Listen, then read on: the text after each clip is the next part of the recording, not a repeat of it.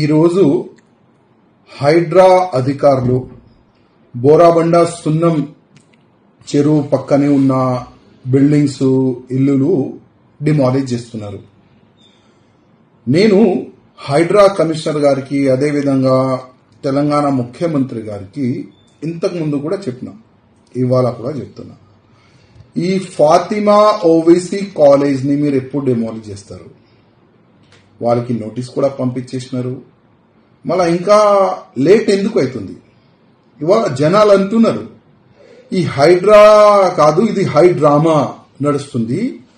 పేదోళ్ళది ఇల్లులు పొలగొట్టడానికి ఇమీడియట్గా వీళ్ళ దగ్గర జేసీపీలు పెద్ద పెద్ద మిషన్లు దొరుకుతుంది.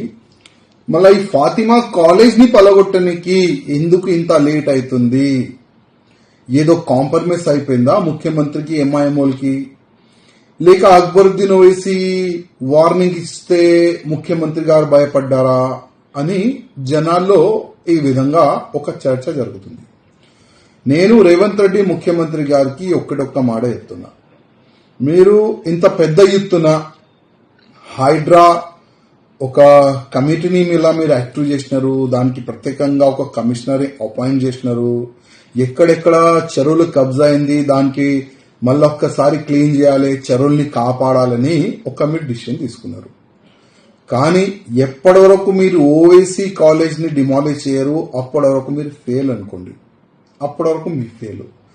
ఏ రోజు మీరు ఫాతిమా ఓవైసీ కాలేజ్ ని డిమాలిష్ చేస్తారు కదా, మొత్తం తెలంగాణకి మీరు హీరో అవుతారు. నేను ఓపెన్ చెప్తున్నా, మీరు తెలంగాణకి హీరో అవుతారు. ఎందుకంటే గతంలో ఎన్నో ముఖ్యమంత్రులు వచ్చినారు, కానీ ఈ ఓవైసీ బ్రదర్స్ కి కుమ్ముకైపోయినారు.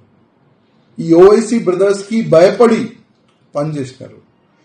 అదే వీళ్ళు బెనిఫిట్ తీసుకొని చెరువుల్ని కబ్జా చేసుకున్నారు, గవర్నమెంట్ ల్యాండ్ ని కబ్జా చేసుకున్నారు.